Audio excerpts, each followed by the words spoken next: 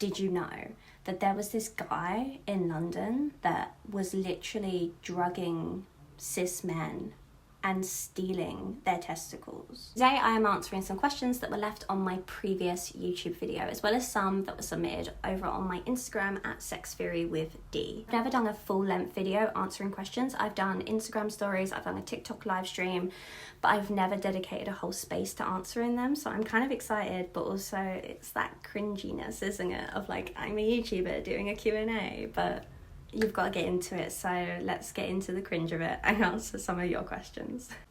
What are your goals for your YouTube channel?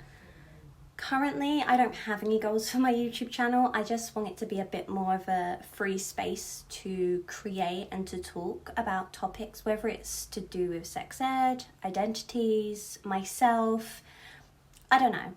Compared to my other platforms, I have very specific tasks and goals and outlines for those channels and those platforms because I've been using them for much longer and I've created my business on them. But YouTube is like a whole other demon to tackle. So my main goal at the moment is just to try and create videos every week if I can, some longer form videos, so I can connect with individuals and I can talk about topics without worrying about being cut off or only having a minute 30 to talk about something. But who knows, that might develop into something else. I really don't know at this moment in time. What is your favourite tattoo that you have? I have many tattoos that are my favourite, but currently it's my little paw prints on my elbow ditch, my arm. And those little paw prints are the paw prints of one of my pet rats that passed away, Frodo. I had 6 rats at one point, which was quite chaotic. But I unfortunately lost them over the last year or two, and Frodo was the last one to pass, and she was my like sole rat.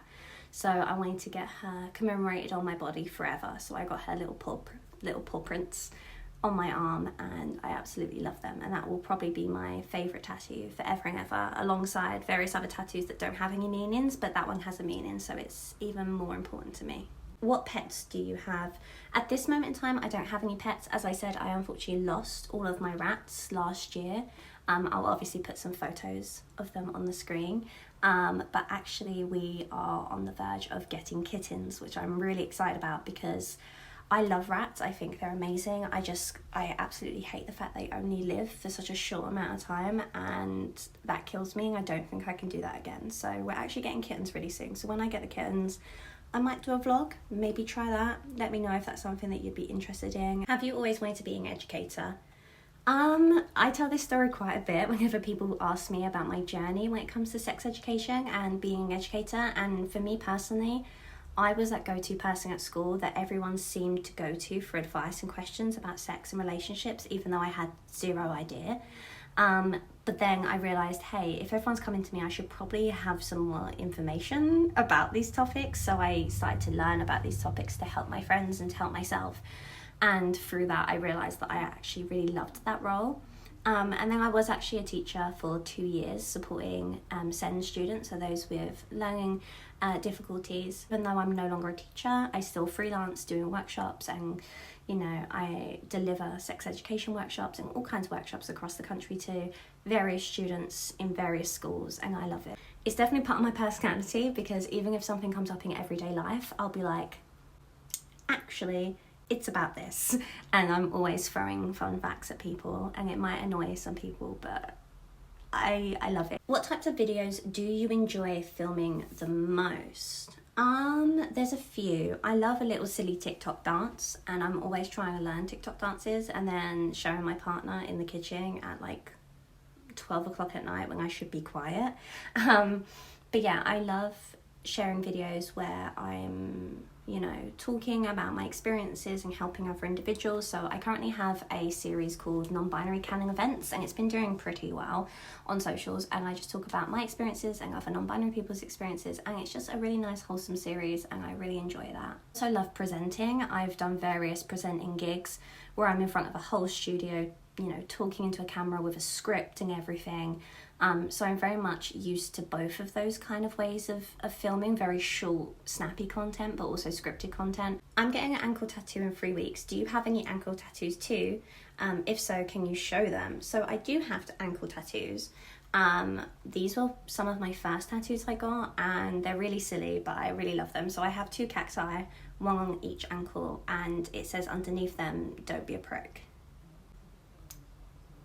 That's all I have to say. But ankle tattoos for me didn't hurt, but it varies from person to person. My worst place getting tattooed was my thighs.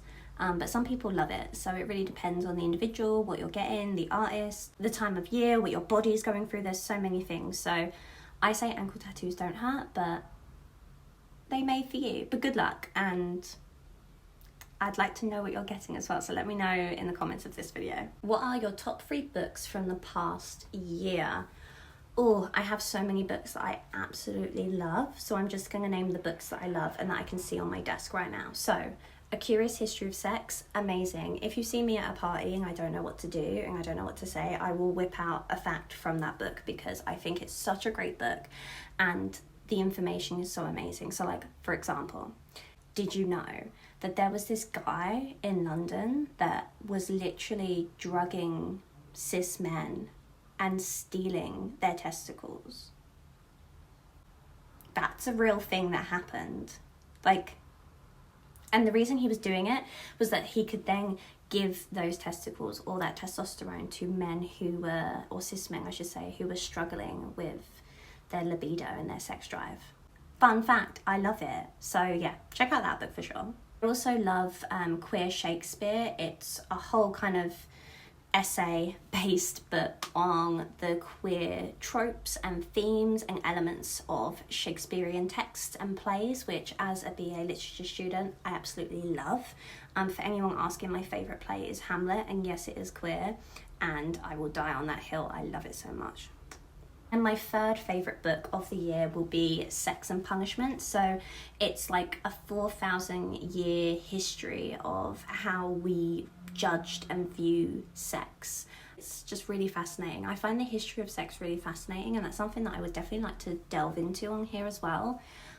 So if that's the kind of series that you'd be interested in, let me know. Any advice for somebody who is wanting to publish and release a book?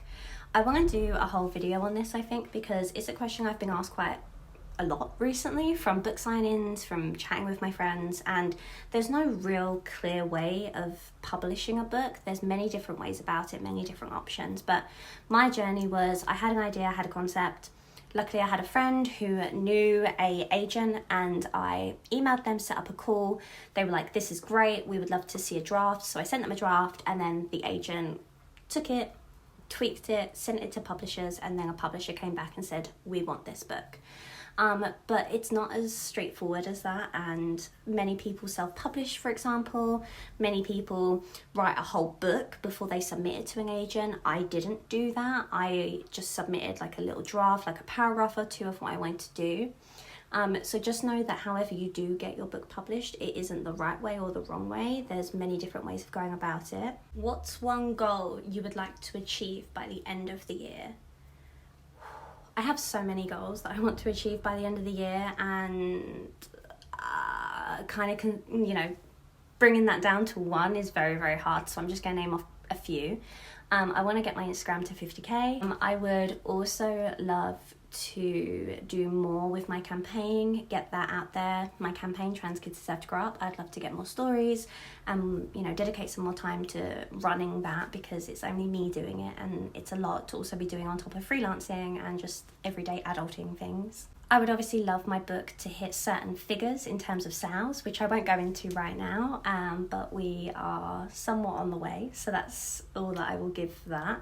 I have also considered starting a podcast again, because I did have a podcast way back in the day, but I am considering restarting one. But again, I have to consider so many other things like times and energy and what the concept would be, how to brand it, would I brand it, would it be structured? There's so many things that I want to think about with that, but a podcast is definitely something that I would like to achieve, even if I just plan it this year and then steam into it next year. I think that's something that might be on the cards. I don't know.